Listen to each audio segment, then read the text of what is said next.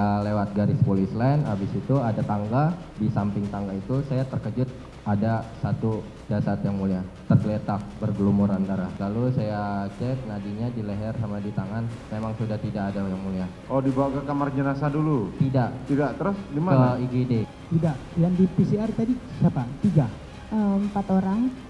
Pertama Susi, Ibu Putri, yang kedua Ibu Susi, yang ketiga Bapak Joshua, yang keempat Bapak Richard.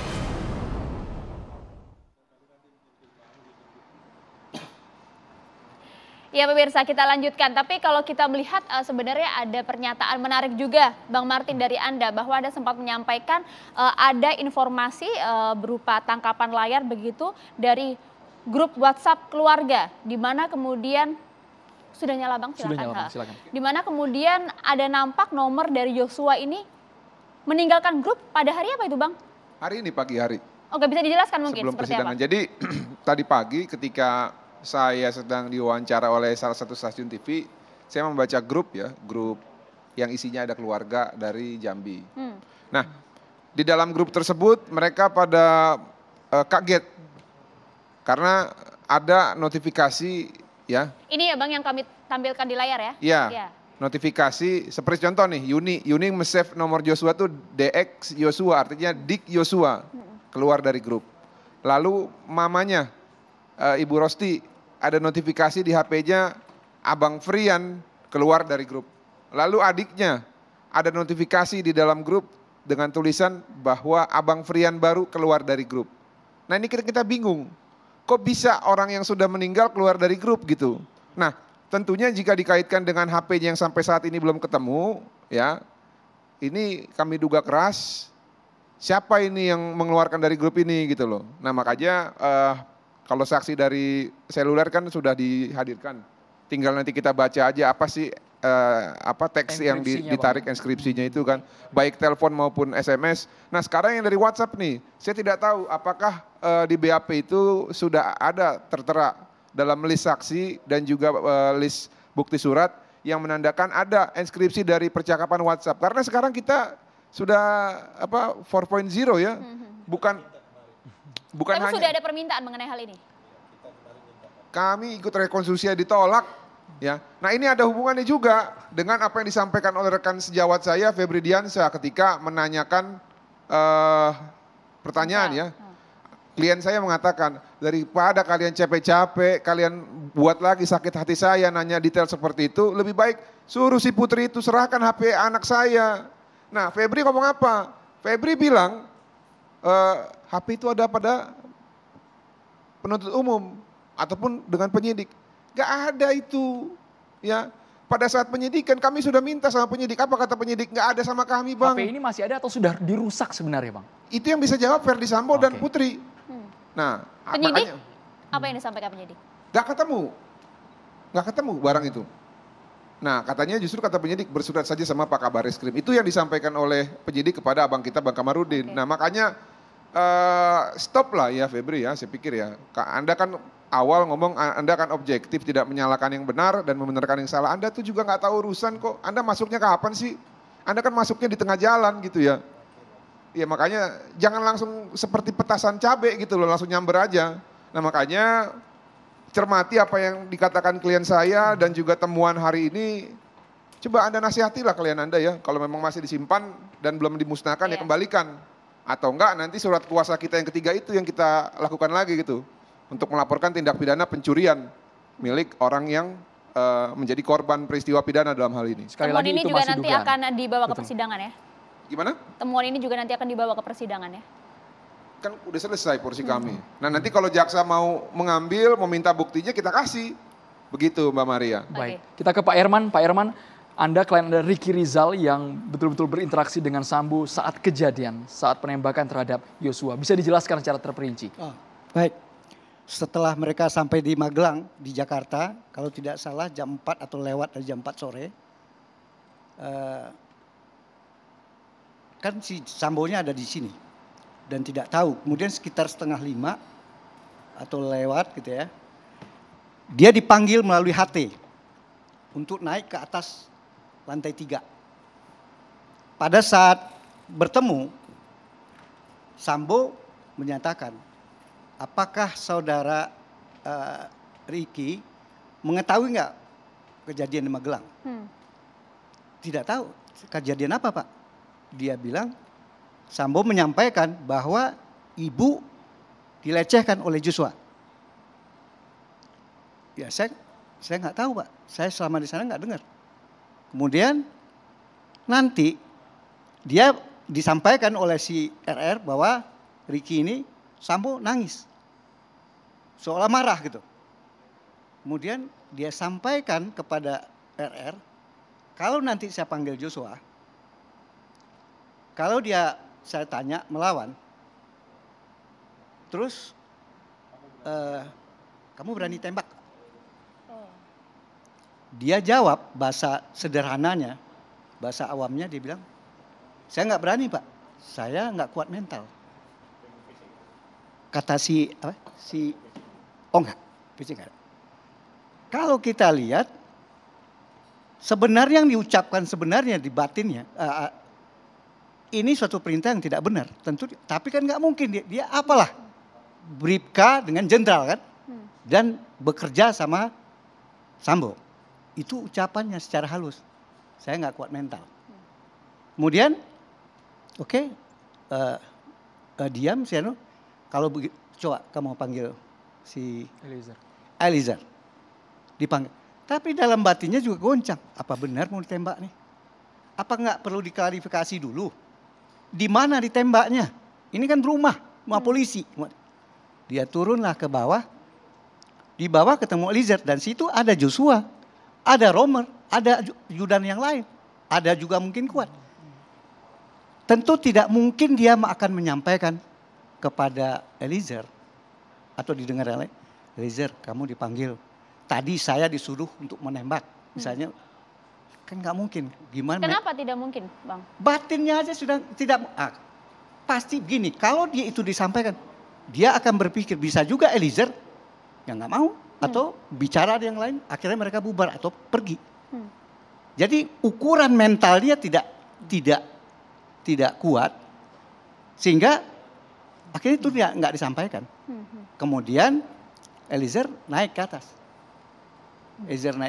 Nggak tahu juga berapa menit ya. Pada sekitar mungkin 20 menit atau 15 nggak tahu, nggak ingat juga saya. Pada saat itu naiklah.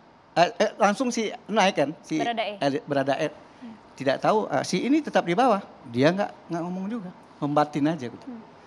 Nah itu yang nggak tahu kejadiannya. Setelah itu kira-kira berapa menit lagi, Ibu PC turun di mobil, di gerasi, memberikan sinyal, ayo kita naik mobil mau ke isolasi. Dia bilang begitu kan. Oleh karena itu, ya memang yang bawa mobil dari Magelang si RR. Nah, kenapa dia membawa mobil? Sebenarnya itu bukan tugas dia.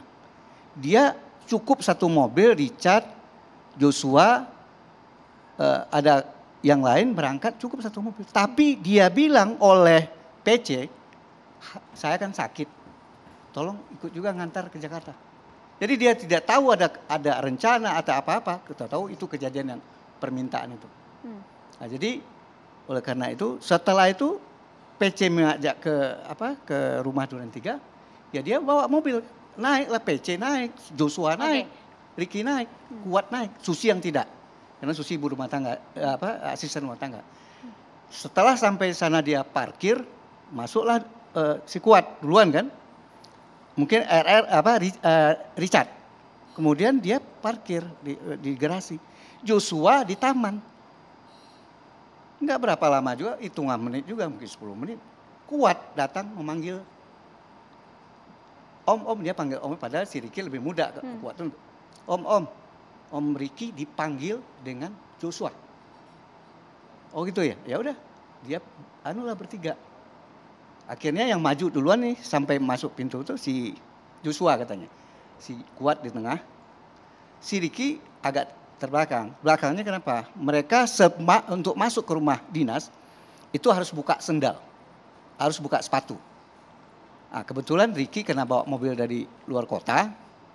Dia pakai sepatu agak sedikit beda lah gitu. Sehingga akhirnya kemudian juga mungkin perlu saya supaya nggak terlewatkan menyangkut PCR. Ya, ini yang kemarin juga sempat dibahas juga di persidangan. Kan ada juga saksi gitu, yang ada berhubungan itu ya. Menyangkut PCR.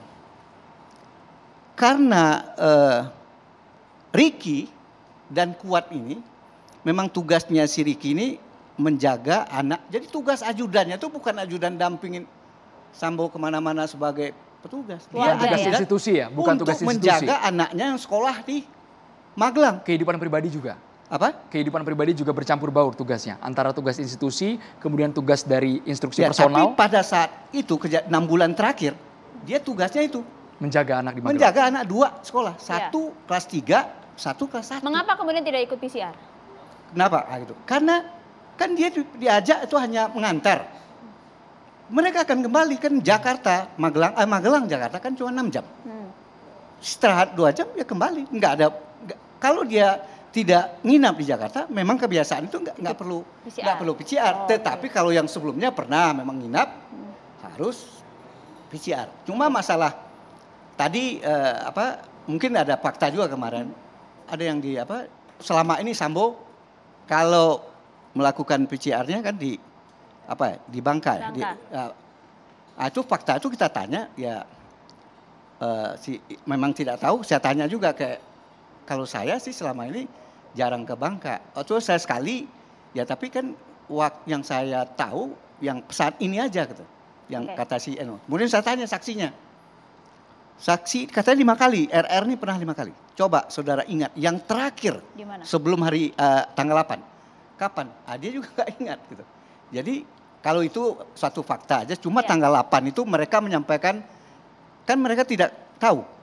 Mereka dibilang mau ke... Bang. Ya, tapi begini Bang, yang menarik sebenarnya ada jeda waktu ya pada saat Ricky Rizal menolak perintah dari Sambo, kemudian turun ke bawah memanggil Baradae. Sebenarnya posisi ini kan kemudian adalah titik balik dari Ricky Rizal untuk bisa menyelamatkan Baradae, Bang Roni. Sebenarnya Mbak Marik, kita kan sayangkan harusnya kan Ricky Rizal itu kasih tahu ke Baradae bahwa ada perintah tembak. Kan kalau di sini kan sudah jelas bahwa posisi klien saya ini dipanggil. Kemudian kan percakapannya kan kamu dipanggil Bapak, klien saya nanya ada apa Bang? Nggak tahu. Tidak tahu. Nah ini sebenarnya yang kami sayangkan ya Bang Herman, harusnya Ricky Rizal sebagai senior di para ajudan ini harusnya lebih mengetahui dan lebih memahami dari figur dari Verdi Sambo ini kan. Kemungkinan apa yang bisa terjadi disampaikan oleh RR kepada Baradae? Cuma seperti itu aja, cuma disampaikan. Kalau seandainya RR menyampaikan, Cat ini Bapak lagi marah, kamu pergi. Klien saya mungkin nggak ada di dalam kasus ini. Tidak harus menjelaskan gamblang begitu ya? Iya, tidak harus bilang ini kan. Karena dia... itu tidak sesederhana itu. Kalau kita melihat orang biasa mungkin ya. Dan apa fakta yang dia ketahui oleh Ricky bahwa Sambo bisa selama ini. Di mata dia, ini masa lalu ya. Sambo di mata dia orang baik. Keras memang tegas gitu. Si PC menganggap kekeluargaan. Apa yang dia khawatir? Apalagi dia tidak pernah tahu ada kejadian. Nggak mungkin lah jenderal ini langsung nembak. Jadi kalau melihat itu, ya itu nggak apa-apa, itu wajar perasaan. Kalau Ricky begitu, itu karena dia sehari-hari sebagai polisi dia adalah lantas. Polisi lalu lintas. Tentunya berbeda dengan ya yang lain kayak Joshua, Daden atau Elizar. Walaupun Elizar baru, bagaimanapun adalah Brimob. Beda fightingnya. Ini lantas sehari-hari. Berapa tahun kemudian baru ditarik kepada, itulah kondisi pribadi dia. Iya, jadi sebenarnya kalau kemarin kan saksi dari ART, kemudian ajudan kami menanyakan kan, bahwa kamarnya PC itu lantai berapa? Lantai 3. Jadi kalau seandainya saudara Ricky Rizal menyampaikan bahwa dia tidak mengetahui bahwa, karena kalau teman-teman lihat di rekonstruksi ya, ruang depan itu di dalamnya kamar. Yang sempat heboh ada tas-tas. Nah itu sebenarnya kamar. Jadi dalam posisi itu sebenarnya terlihat bahwa kebiasaan dari PC ini dia di lantai berapa? Di lantai 3.